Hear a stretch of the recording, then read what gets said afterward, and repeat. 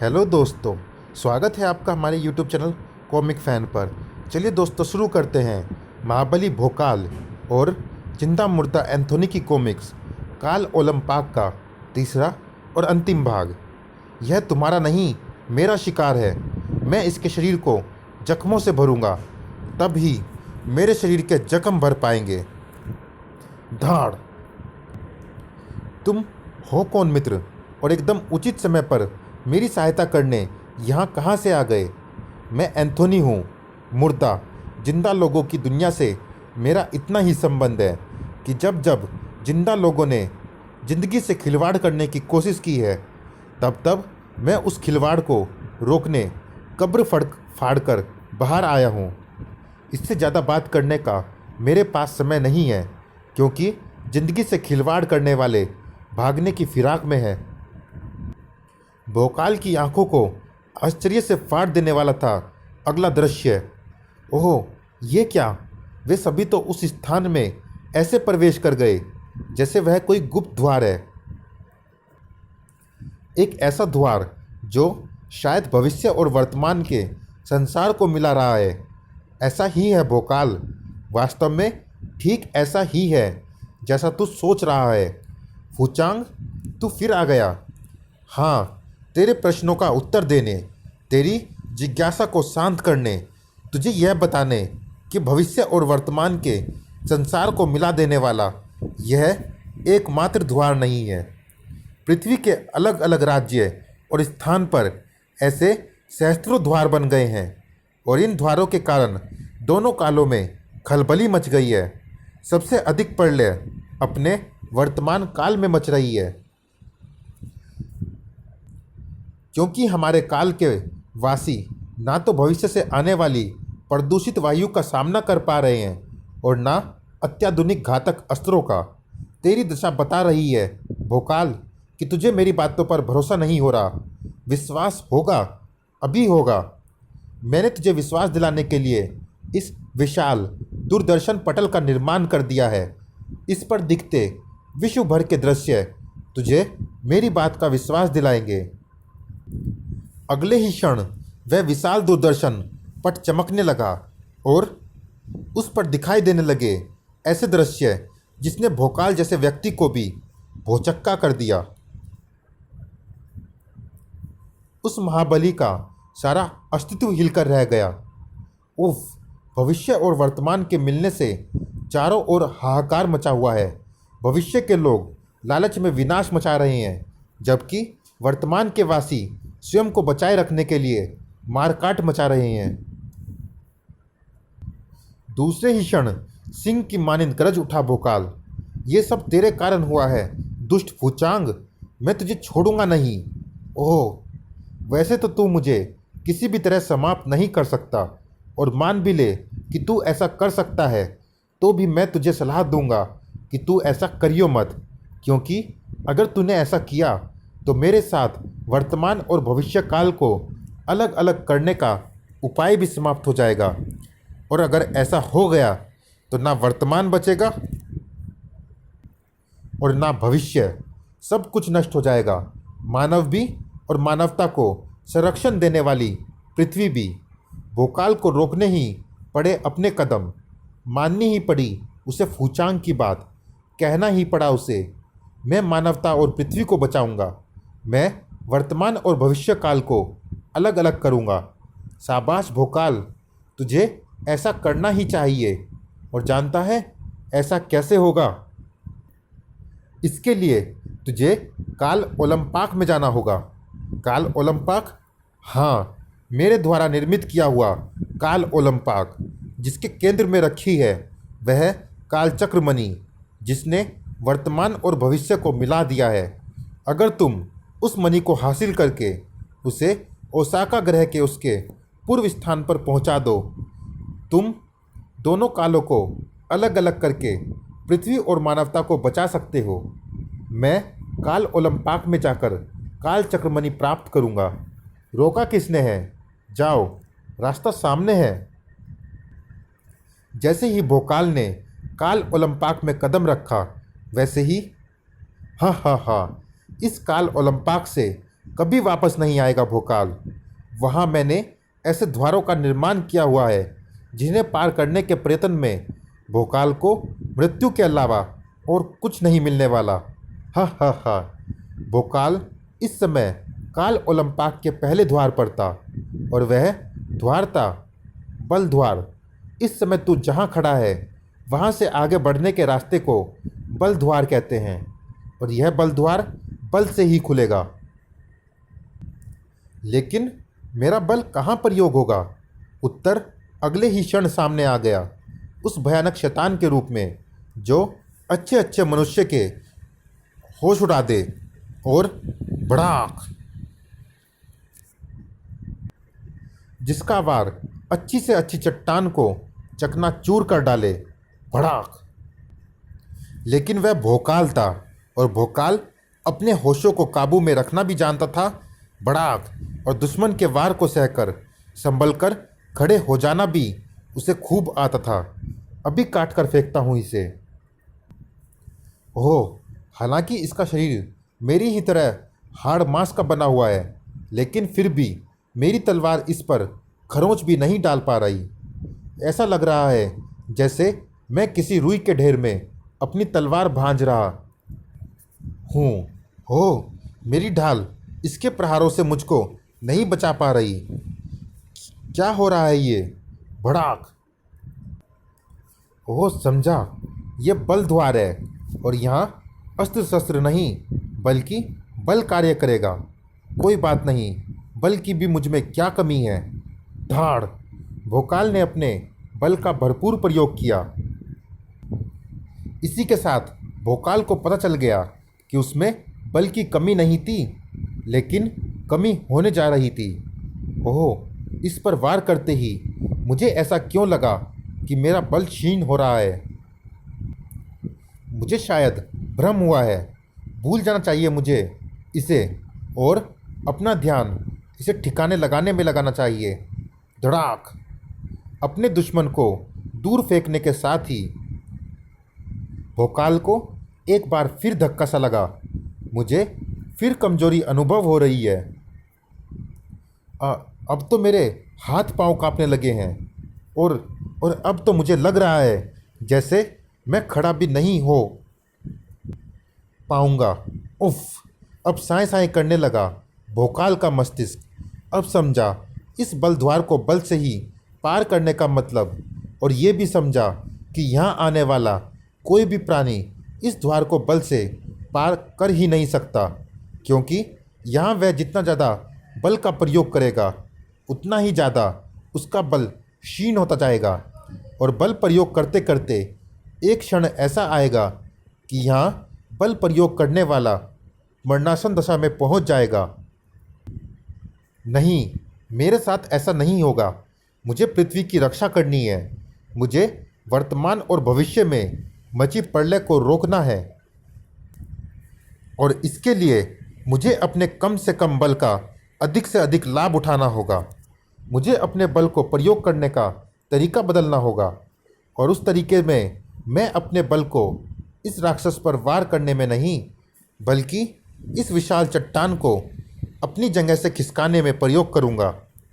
भोकाल जो कर रहा था वह अजीब था, लेकिन फिर भी भोकाल उस काम को करने के लिए अपनी ताकत के एक एक कतरे का प्रयोग कर रहा था और ऐसा वह इसलिए कर रहा था क्योंकि वह हर हाल में हासिल करना चाहता था सफलता।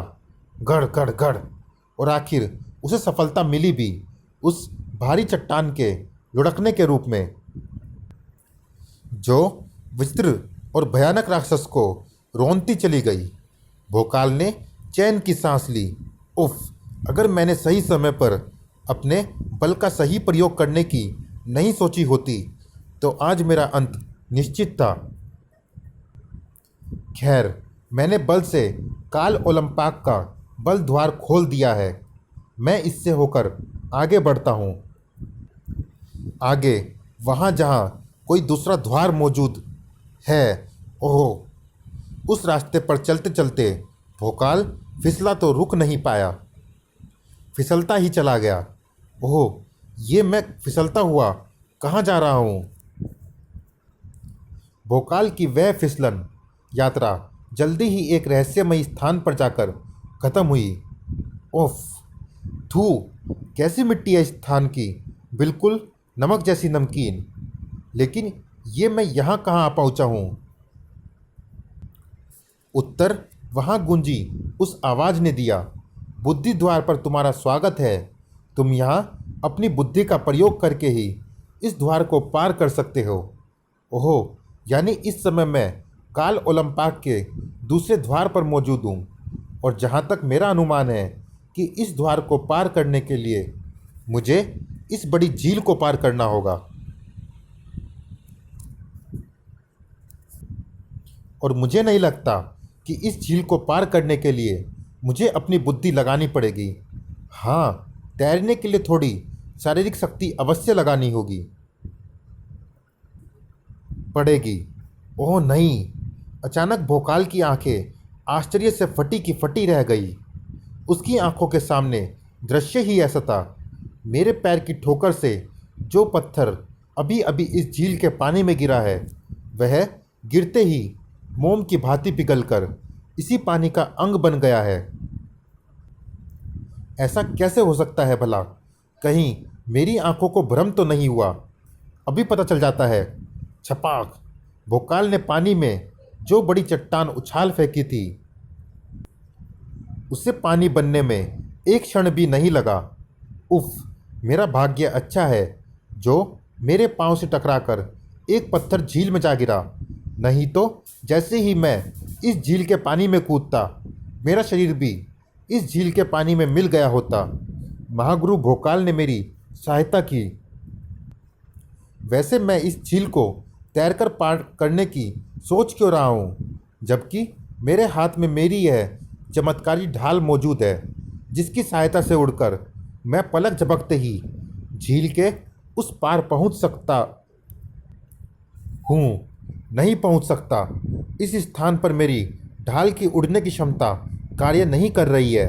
यानी अब इस झील को पार करने का मेरे पास यही रास्ता बचता है कि मैं बुद्धि का प्रयोग करूं। लेकिन कैसे? इस झील को बुद्धि के सहारे कैसे पार किया जा सकता है? उसके लिए तो कोई साधन होना चाहिए।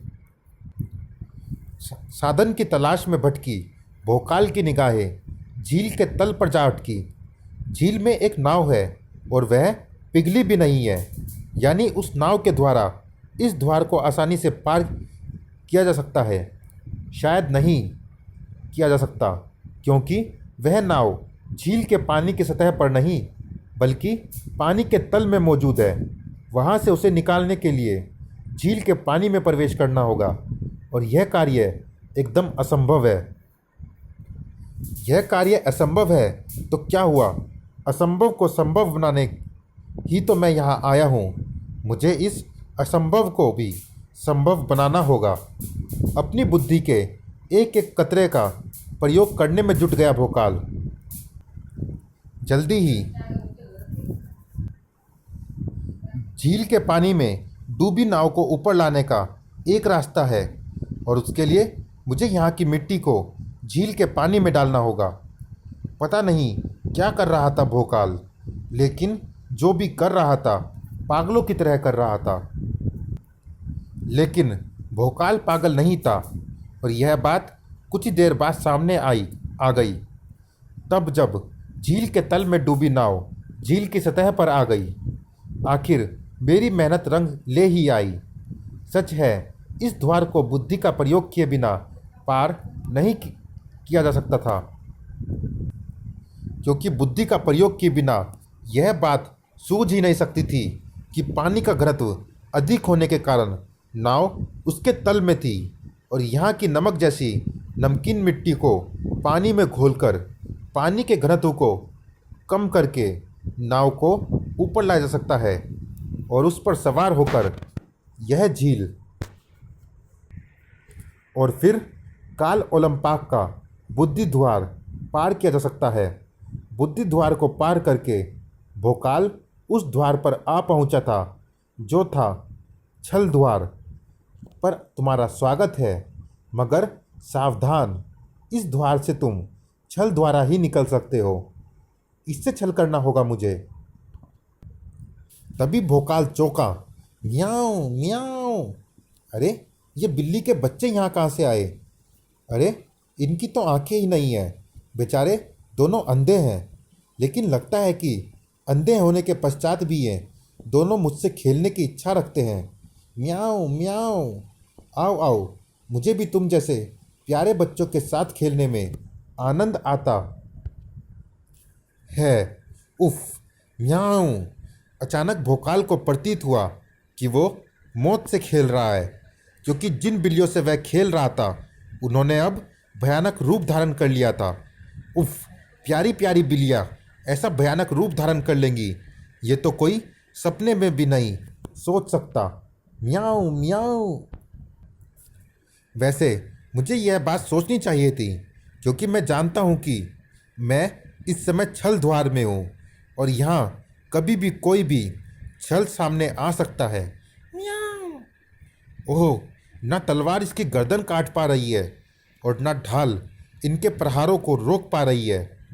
बचने का शारीरिक प्रयास भी विफल हो रहा है। इसका मतलब इन्हें छल से ही ठिकाने लगाया जा सकता है। लेकिन जो भयंकर बिल्लियाँ अपनी खूंखारता और शक्ति का प्रयोग करके मुझे हड़प जाना चाहती हैं, उनको भला मैं क्या छल करूँगा? म्याऊं। और कैसे करूँगा? ओह, ये दोनों देख नहीं सकती, लेकिन फिर भी ये मुझ पर एकदम सटीक आक्रमण कर रही है, और ऐसा ये मेरे लहू की गंध के बल पर ही कर रही हैं। इनसे निपटने का एक रास्ता सुझाई दे रहा है, और उसके लिए मुझे अपने शरीर से बहुत सा रक्त निकालना होगा और फिर उस रक्त को इन दोनों बिल्लियों पर डालना होगा। दोनों बिल्लियों पर जैसे ही भोकाल का रक्त पड़ा, वैसे ही दोनों एक दूसरे पर झपट पड़ी। जल्दी ही दोनों ने एक दूसरे को चीर कर रख दिया, और यह सब हुआ था भोकाल के छल की वजह से। इसलिए भोकाल के लिए छल द्वार खुलना ही था, और जैसे ही छल द्वार खुला, वैसे ही भोकाल जा पहुंचा उस द्वार पर जो था, मृत्यु द्वार पर तुम्हारा स्वागत है। आओ, मृत्यु द्वार में प्रवेश कर जाओ। मृत्यु द्वार के नियमों को अनदेखा करके। मृत्यु द्वार के नियम? ओह, यहाँ आसपास उछलते कूदते पशु पक्षी जैसे ही मृत्यु द्वार में प्रवेश करने का प्रयास करते हैं, वैसे ही गिर पड़ते हैं शव बनकर। ओह, तो यह है मृत्यु द्वार का नियम। इसे मृत्यु से ही पार किया जा सकता है, और मृत्यु का अर्थ है शव बन जाना, और मेरा शव मृत्यु द्वार पार करके मणि प्राप्त कर लेगा। ऐसा सोचना भी मूर्खता है, लेकिन इसका अर्थ यह नहीं कि मैं यहाँ से वापस लौट जाऊँ। मुझे कालचक्र मणि हर हाल में प्राप्त करनी है, इसीलिए मुझे इस मृत्यु द्वार में प्रवेश करना ही होगा, प्राण रहे चाहे ना रहे, शरीर जीवित रहे या शव बन जाए। भोकाल ने अपने कदम मृत्यु द्वार की तरफ बढ़ा दिए, और जैसे ही भोकाल का कदम मृत्यु द्वार की दहलीज पर पहुंचा, वैसे ही मानो वहां मौत की आंधी आ गई। अगले ही क्षण भोकाल का शरीर लहराकर जमीन पर आ गिरा। इसी के साथ खुशी से बलियो उछल पड़ा फूचांग। हा हा हा, भोकाल समाप्त हुआ। मृत्यु द्वार में कदम रखते ही मेरे सबसे बड़ा शत्रु भोकाल का जीवन समाप्त हो गया। वह शव में बदल गया। अब सारा विश्व मेरे कदमों में लौटेगा। अब सारे ब्रह्मांड पर राज करेगा फूचांग, एकमात्र फूचांग। हा हा हा। और अब मैं बनूंगा सबसे बड़ा महाबली। हा हा हा। आ ना तू महाबली बन रहा है और ना फूचांग ब्रह्मांड सम्राट, क्योंकि भोकाल अभी जीवित है काल चक्र मणि के साथ। ये नहीं हो सकता। कोई भी जीवित प्राणी काल ओलंपाक के मृत्यु द्वार में प्रवेश करके जीवित नहीं लौट सकता। सही कहा तूने, लेकिन जो पहले से ही मरा हुआ हो उसका क्या किया जाए? ये कौन है? इसका नाम एंथोनी है, भविष्य के संसार के अपराधियों का शत्रु। लेकिन दुर्भाग्य यह है कि यह जीवित नहीं है, बल्कि एक चलता फिरता मुर्दा यानी शव है। इसी मुर्दे ने सही समय पर पहुंचकर और धक्का देकर मुझे मृत्यु द्वार में प्रवेश करने से रोका, और मेरे देखते ही देखते स्वयं मृत्यु द्वार में प्रवेश करके कालचक्र मणि लेकर वापस आ गया। अब अगर तू यह सोच रहा है कि मैं कालचक्र मणि लेने एकाएक यहाँ कैसे आ पहुँचा, तो मैं तुझे बता दूँ कि इससे पहले जब मैं कुछ अपराधियों का पीछा करते करते तुम्हारे काल में भोकाल के सामने पहुँचा था, तो अपराधियों को ख़त्म करने की जल्दी में मैं भोकाल और इस काल के बारे में कुछ नहीं सोच पाया था। फिर अपराधियों को ख़त्म करने के बाद मुझे कुछ सोचने का मौका ही नहीं मिला, क्योंकि सुबह हो गई थी। मैं अपनी कब्र में लौट गया, लेकिन जाते जाते अपने साथी प्रिंस कोवे को मैं भोकाल के बारे में पता करने का निर्देश दे गया। प्रिंस ने भोकाल के पीछे लगकर सब कुछ जान लिया, और रात होते ही अपनी आवाज़ से मुझे कब्र से बाहर निकलने के लिए मजबूर करके मुझे सब कुछ बता दिया। धड़ाक और सब कुछ जानकर मैं प्रिंस के साथ काल चक्र मणि लेने आ पहुंचा। एंथोनी काल ओलंपाक में बेखटके इसलिए घुसता चला गया क्योंकि उसके हर द्वार को तो मैं पहले ही तोड़ चुका था। मुझे समाप्त करने के लिए खेल तो तुम दोनों ने बहुत ही अच्छा खेला था, लेकिन यह तुम्हारा दुर्भाग्य था कि तुमने इस खेल में वर्तमान और भविष्य को मिला दिया। अगर तुम ऐसा ना करते तो भविष्य काल से मुर्दा एंथोनी मृत्यु द्वार से कालचक्र मणि लेने कभी ना आया होता। उस मणि को लेने के लिए मैं ही मृत्यु द्वार में प्रवेश करता और मृत्यु को प्राप्त हो जाता। अगर ऐसा हो जाता तो विधि का वह विधान नहीं टूट जाता जिसमें लिखा हुआ है कि पुण्य के रक्षक और पाप का अंत करने वालों की ईश्वर किसी न किसी रूप में जरूर मदद करता है। धड़ाक। और क्या पता विधाता ने इनकी मौत मेरे हाथों लिखी हो। शायद तुमने सही कहा मित्र। हालात बता रहे थे कि फूचांग एक बार फिर हार गया था, और ऐसे में उसके पास भागने के सिवा और कोई चारा नहीं था। और जब फूचांग भाग रहा था तो फिर दुर्गमा वहाँ कैसे रुकता। ना भोकाल उन्हें रोक सका और ना एंथोनी। दोनों शैतान भाग निकले, लेकिन वर्तमान और भविष्य आने वाली भयंकर प्रलय से बच गए। मेरे ख्याल से अभी ऐसा नहीं हुआ है दोस्त। ऐसा करने के लिए तुम्हें इस कालचक्र मणि से दोनों कालों को अलग अलग करना होगा। ओह हाँ, तुम्हारा धन्यवाद व्यक्त करने के चक्कर में मैं यह भूल ही गया।